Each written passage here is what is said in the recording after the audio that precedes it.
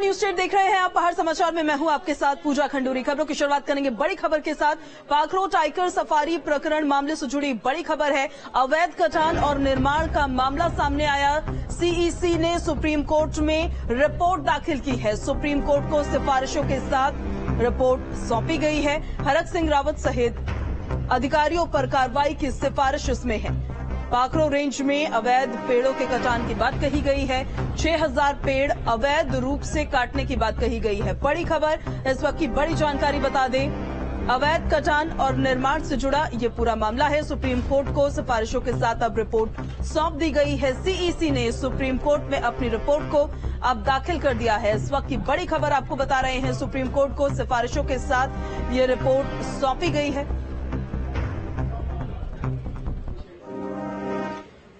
वहीं हरिद्वार से बड़ी खबर, जहां पटवारी पेपर लीक मामले में एक और गिरफ्तारी हो गई है। पथरी क्षेत्र से आरोपी अंकुश कुमार को गिरफ्तार किया गया है। अभी तक 11 लोगों को गिरफ्तारी हो चुकी है।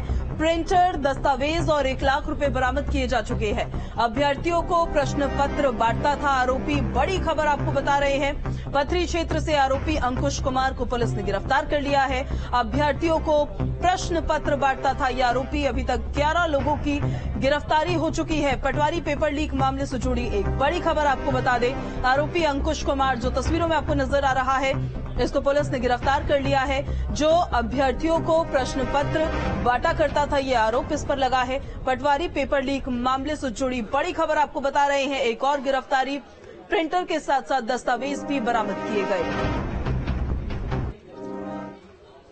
वहीं अब उत्तराखंड में बनेगा नकल विरोधी कानून। नकल पर सख्त कार्रवाई की बात सीएम धामी की तरफ से की गई। नकल करने वाले छात्र 10 साल परीक्षा नहीं दे पाएंगे। नकल विरोधी कानून में कई नियम लागू किए जाएंगे। नकल कराने वाले जो माफिया हैं, उनकी संपत्ति को कुर्क किया जाएगा।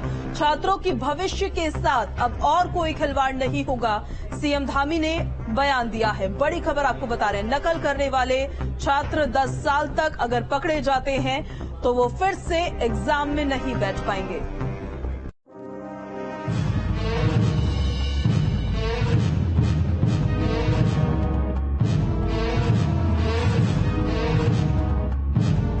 उत्तराखंड में नया नकल कानून तैयार किया जा रहा है। एक कानून जिसके जरिए नकलचियों पर लगाम लगाई जाएगी। परीक्षा माफियाओं पर शिकंजा कसा जा सकेगा। पटवारी पेपर लीक मामले के बाद धामी सरकार एक्शन में है। धामी सरकार ने भर्तियों में भ्रष्टाचार रोकने के लिए सख्त नकल विरोधी कानून बनाने का निर्णय लिया है। भारतवर्ष का जो सबसे ज्यादा कठोर कानून होगा नकल के क्षेत्र में, परीक्षाओं में पर्चा लीक, नकल करवाना, पेन ड्राइव से नकल करवाना या जितने भी हथकंडे हो सकते हैं, पेपर सेट करना। एक बार फिर से नकल करने वालों और उससे जुड़े लोगों को लेकर सरकार सख्त कदम उठा रही है। सीएम धामी ने कहा कि इस कानून में अपराधियों को उम्र कैद के साथ संपत्ति भी जब्त की जाएगी और जो लोग उसमें संलिप्त पाए जाएंगे, उसमें एक तो उनकी संपूर्ण जो संपत्ति होगी वो जब्त की जाएगी। साथ ही उन्होंने कहा कि जो अभ्यर्थी नकल में संलिप्त मिलेगा, उसे 10 साल तक किसी भी परीक्षा में बैठने से अयोग्य कर दिया जाएगा। यह प्रावधान भी कर रहे हैं कि जो लोग भी जो अभ्यर्थी के नाते परीक्षा देने वाले हैं और उसमें पकड़े जाएंगे, तो अगले 10 सालों तक वो किसी परीक्षा में भाग नहीं ले पाएंगे। धामी सरकार के इस फैसले से लग रहा है कि सरकार प्रदेश के युवाओं के साथ कोई अन्याय नहीं होने देगी। अब ये तो साफ है कि गड़बड़ी करके कोई बच नहीं सकता। देहरादून से किशोर रावत के साथ team news state. Rahul Gandhi के जोशीमठ दौरे पर सीएम धामी ने बयान दिया है और उन्होंने कहा है कि जोशीमठ पर राजनीति नहीं होनी चाहिए। सीएम ने कहा कि जोशीमठ के हालात अब बेहतर है। कुछ लोग भ्रम फैलाने का काम कर रहे हैं। जो दुकानदार हैं वो दुकानें अब खोल रहे हैं। सीएम की तरफ से बयान दिया गया है। जोशीमठ की जनता के साथ सरकार खड़ी है और शासन प्रशासन लगातार उनकी मदद कर रहा है। सीएम धामी ने राहुल गांधी पर निशाना साधते हुए और उन पर हमला बोलते हुए कहा है कि जोशीमठ की स्थिति पर राजनीति करना ठीक नहीं। कांग्रेस के पूर्व राष्ट्रीय अध्यक्ष राहुल गांधी जल्द ही जोशीमठ का दौरा कर सकते हैं। राहुल गांधी के उत्तराखंड दौरे को लेकर सियासत भी गर्मा गई है। जोशीमठ को लेकर सीएम धामी ने कहा कि जोशीमठ का 70% हिस्सा बिल्कुल सुरक्षित है और ऐसे मामले पर राजनीति नहीं होनी चाहिए। कि जोशीमठ में मैं बार बार कह रहा हूं कि 70% जो वहां का आम जनजीवन है वो सामान्य है। वहां की सब दुकानें खुली हुई हैं, सारे काम चल रहे हैं। चारधाम यात्रा हमारी प्रारंभ होने वाली है। चारधाम यात्रा की तैयारियों में लगे हुए हैं। मैं सभी से यही कहना चाहता हूं कि ये राजनीति करने का समय नहीं है। सब लोग सहयोग करें, हम सबका स्वागत करते हैं। हम कोई दलगत भावना से काम नहीं कर रहे हैं। सरकार जो भी काम कर रही है वहां पर सबको साथ में लेकर कर रही है। सीएम धामी ने कहा कि दलगत राजनीति से उठकर जोशीमठ के लोगों के साथ पूरे उत्तराखंड के लोगों की भावनाओं को भी ध्यान में रखना चाहिए। सीएम ने राहुल गांधी को इशारों में नसीहत दी और कहा कि जाने अनजाने में हमसे कोई ऐसी गलती न हो जाए जिसका खामियाजा लोगों के व्यापार और आर्थिक असर पर पड़े। ये जरूर ध्यान रखें कि राजनीति और अन्य चीजें करते समय कि कहीं उत्तराखंड के उन लोगों के साथ जिनका काम चलता है, जिनका अपना व्यापार चलता है या मैं कहूं कि आजीविका चलती है, कहीं उसको कहीं जाने अनजाने में कोई नुकसान तो नहीं पहुंच रहा है। दरअसल कांग्रेस के नेताओं ने जम्मू कश्मीर पहुंचकर भारत जोड़ो यात्रा के दौरान राहुल गांधी से मुलाकात की और जोशीमठ आने का न्योता दिया। देहरादून से किशोर रावत के साथ टीम न्यूज स्टेट।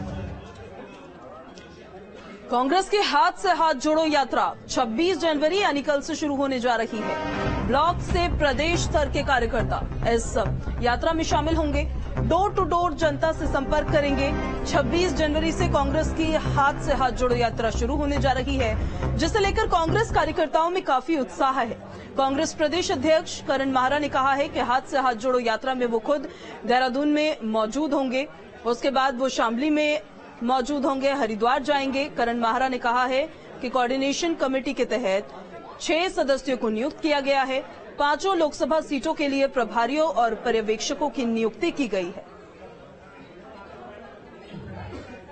और सभी नेताओं को इसमें लगाया गया है। इसमें 2 कमेटियां बनाई गई हैं, जिसमें पूरे प्रदेश के लिए जो कोऑर्डिनेशन कमेटी है उसका चेयरमैन मैं हूं। साथ में 6 वरिष्ठ नेतागण भी हैं, जिसमें हरक सिंह रावत, रंजीत रावत जी, डॉक्टर जीत राम जी, काजी निजामुद्दीन जी और ब्रह्मस्वरूप ब्रह्मचारी जी और मनोज तिवारी जी, इतने लोग इसमें सम्मिलित हैं।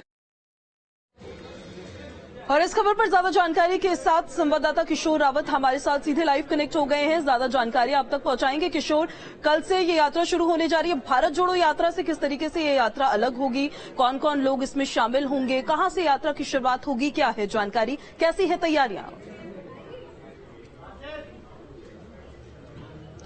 देखिए, जो कांग्रेस की हाथ से हाथ जोड़ो यात्रा है ये सेम उसी पैटर्न पे जिस तरीके से भारत जोड़ो यात्रा है।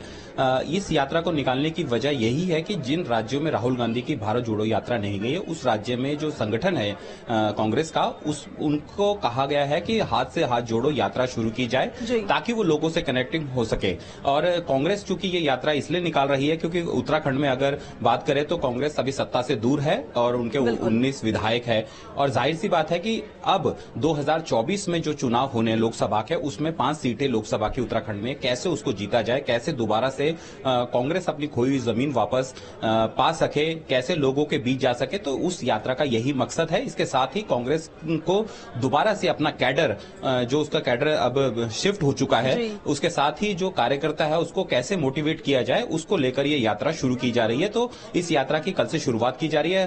कांग्रेस के हर जिले में, विधानसभा में जो भी बड़ा नेता है उसको कहा गया है कि इस यात्रा को शुरू किया जाए और लोगों से सीधा डोर टू डोर कनेक्ट हो और अपनी बात रखे, ताकि और ये भी बात रखे कि किस तरीके से उनकी पार्टी अलग, दूसरों से अलग है। अब कांग्रेस इसमें जमीन तलाश कर रही है और इस यात्रा की उन्होंने कल से शुरुआत करनी है। जी चलिए ठीक है किशोर, आप बने रहिए हमारे साथ, आपके पास हम वापस लौटेंगे। और देहरादून से बड़ी खबर आपको बताते हैं, सुबह 10:30 बजे परेड मैदान में ध्वजारोहण कल होगा। राज्यपाल लेफ्टिनेंट जनरल गुरमीत सिंह ध्वजारोहण करेंगे। सीएम पुष्कर सिंह धामी परेड मैदान में मौजूद रहेंगे। स्कूली बच्चों का ये कार्यक्रम होगा। पुलिसकर्मियों को मेडल दिए जाएंगे। बड़ी खबर आपको बता रहे हैं, इस वक्त की बड़ी जानकारी। कल 26 जनवरी है और सुबह 10:30 पर परेड मैदान में ध्वजारोहण का कार्यक्रम होने जा रहा है, जिसमें राज्यपाल लेफ्टिनेंट जनरल गुरमीत सिंह ध्वजारोहण करते हुए नजर आएंगे।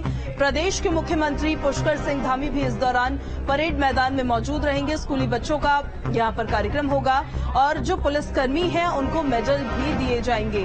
तो बड़ी जानकारी गणतंत्र दिवस को लेकर उत्तराखंड में तैयारियां जोरों पर है। देहरादून के परेड मैदान में भव्य तैयारियां की जा रही है, जिसके चलते शासन प्रशासन लगातार व्यवस्थाओं का जायजा लेने में लगे हुए हैं।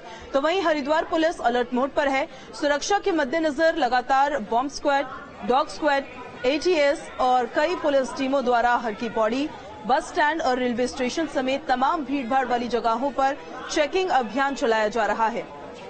तो मॉक ड्रिल कर रहे हैं पुलिसकर्मी और तैयारियों का जायजा ले रहे हैं। गणतंत्र दिवस को लेकर पुलिस अलर्ट पर है। ये दो तस्वीरें हम आपको दिखा रहे हैं। परेड मैदान जहां पर कल कार्यक्रम होने जा रहा है बच्चों का, वहां पर देखिए किस तरीके से रिहर्सल चल रही है। दूसरी तस्वीर हरिद्वार से हम आपको दिखा रहे हैं, जहां पर लगातार जायजा लिया जा रहा है और निरीक्षण किया जा रहा है। संवाददाता किशोर रावत हमारे साथ लगातार बने हुए हैं।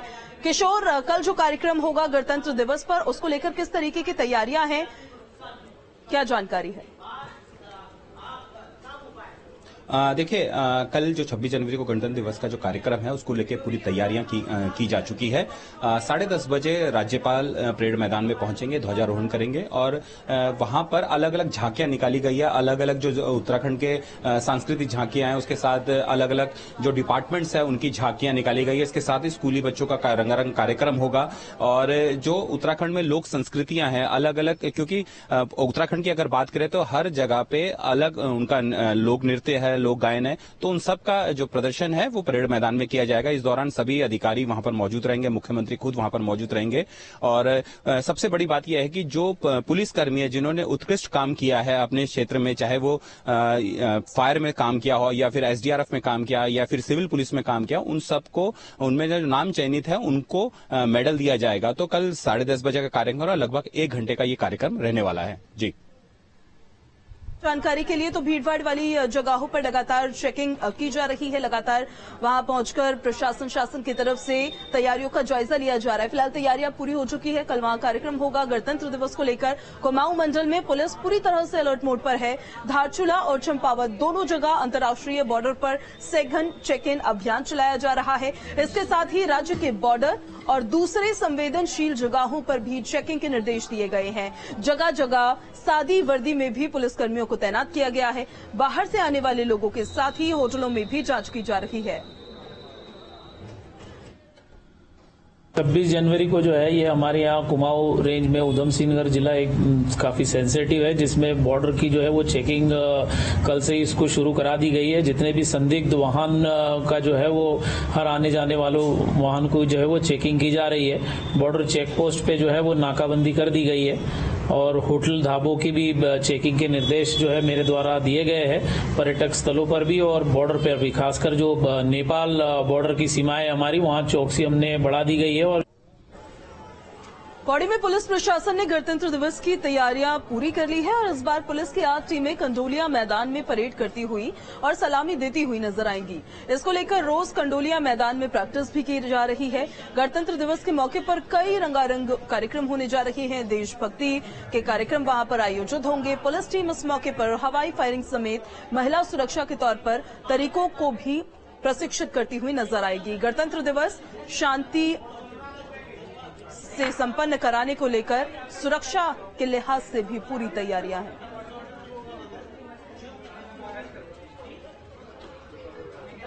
राजभवन में राज्यपाल लेफ्टिनेंट जनरल सेवानिवृत्त गुरमीत सिंह और मुख्यमंत्री पुष्कर सिंह धामी ने राज्य के दूरस्थ क्षेत्रों में बेहतर काम करने वाले आईटीबीपी, बीआरओ और एनएचओ के अधिकारियों को प्रशस्ति पत्र और प्रशंसा पत्र देकर सम्मानित किया है। राज्य के सीमावर्ती क्षेत्रों में इन अधिकारियों के द्वारा अपने कुशल नेतृत्व के जरिए बेहतर कार्य किए जा रहे हैं, जो दूसरे अधिकारियों और कर्मचारियों के लिए प्रेरणा का स्रोत बने हैं।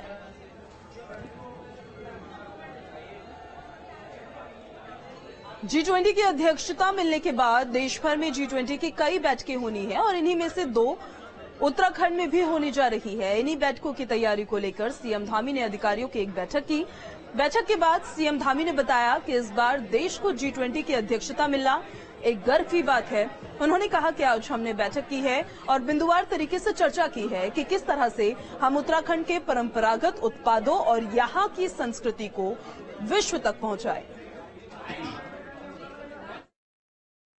विश्व गुरु भारत बने, उस दिशा में हम आगे बढ़ रहे हैं। और G20 की हमको हमारे देश को प्रधानमंत्री मोदी जी के नेतृत्व में अध्यक्षता का काम मिला है, अध्यक्षता का दायित्व मिला है।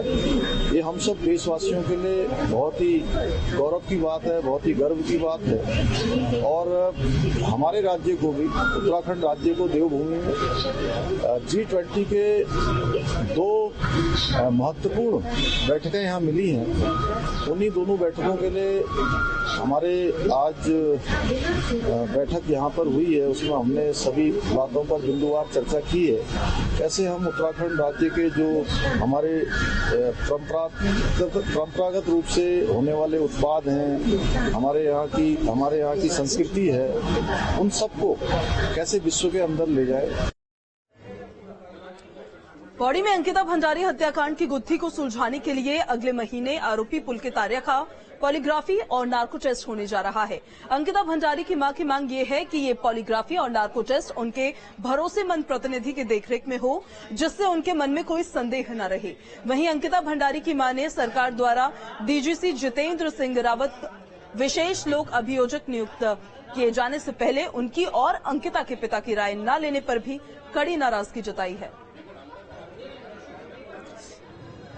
हमें भी नहीं पूछा और जितेंद्र रावत की मतलब नियुक्ति कर दी, हमें क्यों नहीं पूछा उन्होंने?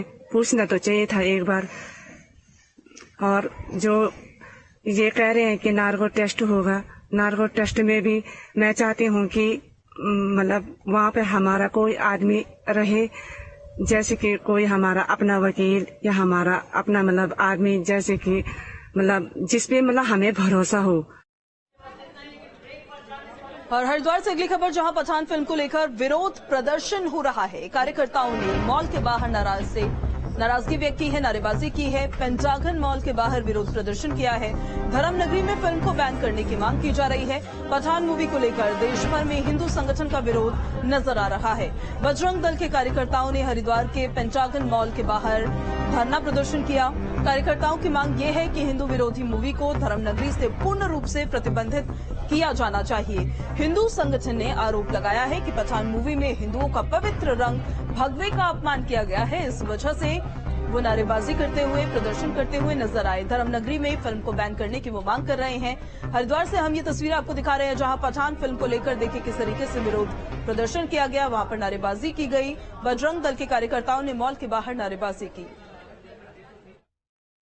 पठान मूवी है, इस के विरोध में हमने पेंटागन मॉल पे अपना धरना प्रदर्शन किया था। हमारी ये मांग है कि हम चाहते हैं कि ये पठान मूवी का यहाँ ना रिलीज हो, ना यहाँ चले। हम अपने हिंदू के इसके लिए कर रहे हैं अपना जो है हमारी 10 से 15 लोगों की गिरफ्तारी हुई है इसमें। तो चलिए, खबरें लगातार जारी है। यहाँ पर रुकेंगे एक बहुत छोटे से ब्रेक के लिए। आप बने रहिए न्यूज़ टेक के साथ।